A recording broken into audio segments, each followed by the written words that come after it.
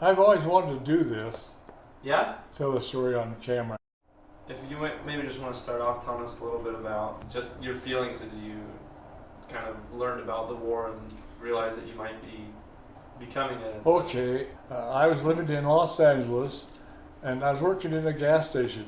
It was my senior year in high school. Customers would come in, say, "Did you hear about Pearl Harbor?" I said, "No, what happened?" They said, "It was bombed by the Japanese." I said, "Oh my gosh." Well, actually, I was graduated in April. So four of my buddies, high school buddies, we went down. They all wanted to be in the Air Corps because, they had that snappy uniform and really looked great. And so all the four of us went down and took the test for aviation cadet. We were sent overseas from New York. When we crossed the ocean, we were in a convoy, and submarine attacks were very prevalent then. So we had a destroyer alongside of us most of the time. Landed in England, and it was right before D-Day. And we were sent out right away to practice carrying bomb takeoffs.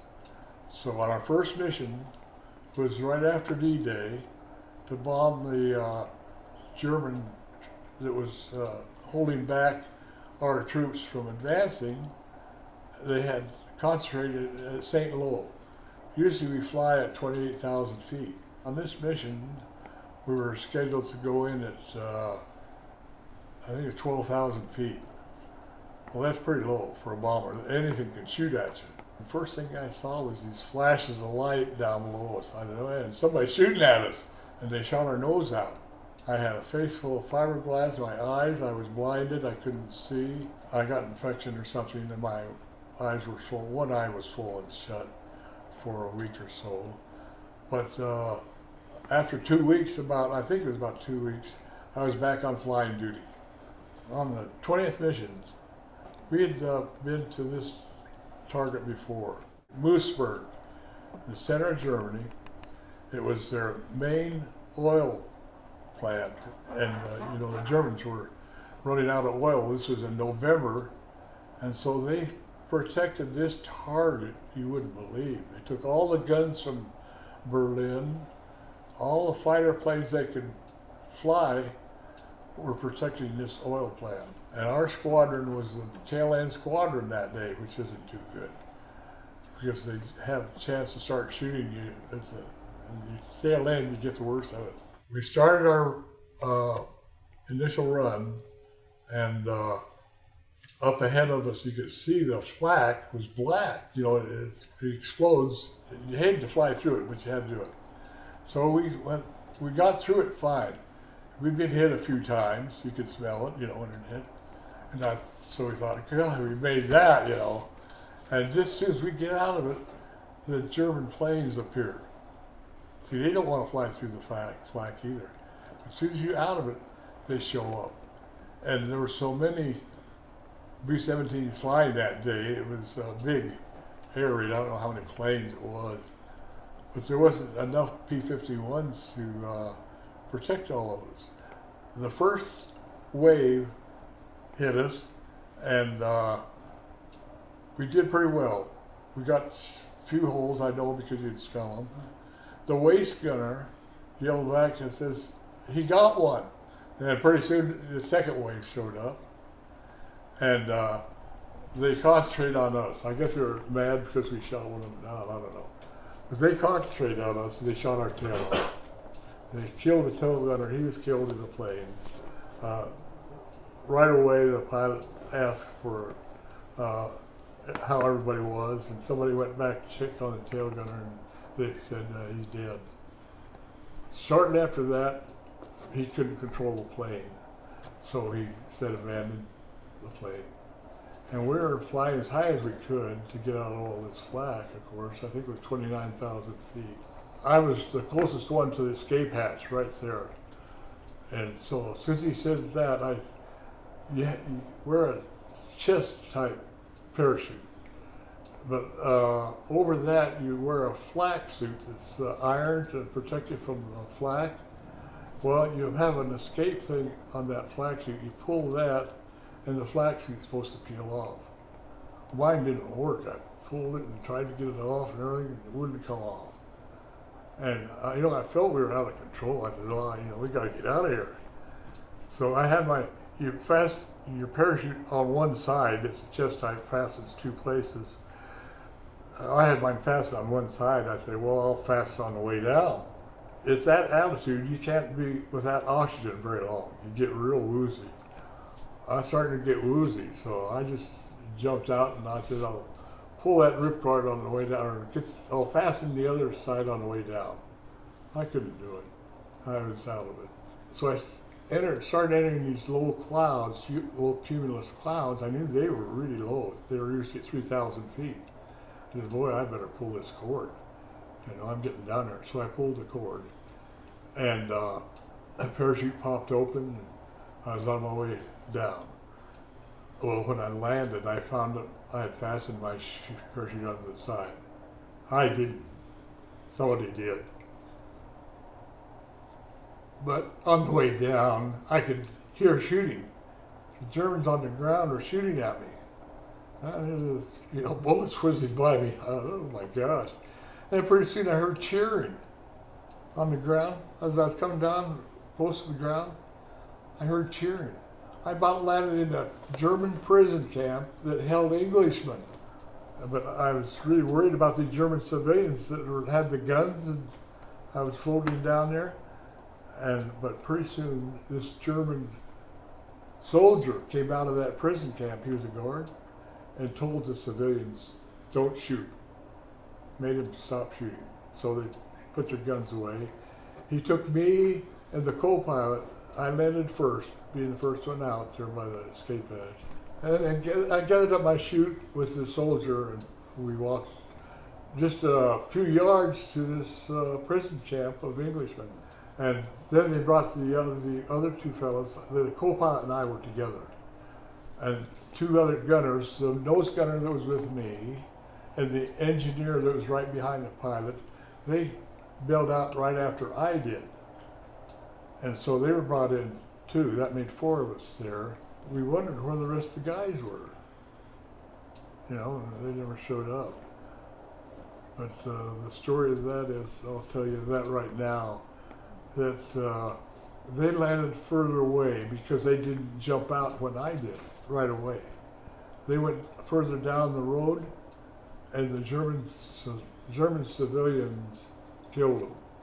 After we landed, we were taken to an interrogation room, which was I think it was an old schoolhouse.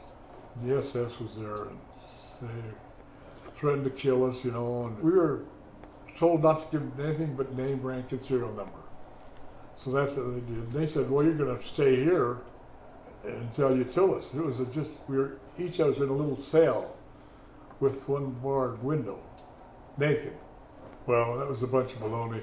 There were so many of us that day. We were there 2 days, and they shipped us to a permanent camp. They took us to Stalag Luft 3, which was our permanent camp. It's the camp that the Great Escape was famous for. I got there, and I was 19 years old. I wasn't ready for this. So we settled down at Stalag Luft 3 and lived mostly on Red Cross parcels. And we're supposed to get a parcel a week. And we found out after the war the Germans took half of them. Germans had a big warehouse full of Red Cross parcels when the war was over. But they were enough for us to get by with, because the Germans did offer us breakfast, which was a slice of bread and some of that ersatz butter and coffee. And the bread was made out of tree flour. It was the sawdust. It's called it tree flour. And then they'd give us soup at lunch sometimes. and the soup was kind of boiled garbage. This camp had all the American airmen in it, and the German pilots were show-offs. When they got that new jet plane, they came and buzzed our camp and wake us up every morning. But we were there until the Russians got close. It was right before Christmas and the middle of winter, and the Germans moved us out. They roused me. Come on, we're gonna move. Just whatever you can carry, you can take. You're going to another camp. Well, we left. It was cold, one of our coldest winters. And being in the first winter I'd spent out of Southern California, I didn't know what snow was. And we were marching in this road with snow on both sides of the road, just packed. My co-pilot was with me all this time, Paul Deinger. His feet froze, one of his foot, and so he had a heck of a time, and I carried him a lot of the way. Not carried him, but he leaned on me for a lot of that. This was a big march, and I don't know how many days we're on this march in the middle of winter. But we'd sleep in a farmhouse barn at night, and there was a long line of American prisoners. How many Americans were there approximately? About 4,000. So we marched for, I don't know how many days, probably 5 days. And they put us on a train in boxcars to go further, deeper into Germany, to go to Hitler's retreat. He was going to hold us as hostages. So we took this ride in a train, locked in a boxcar, and it was so many of us in there, you couldn't sit out. You had to stand up. This went on, I think, for 3 or 4 days. And we got out of the boxcars once to relieve ourselves as we was out of the boxcars.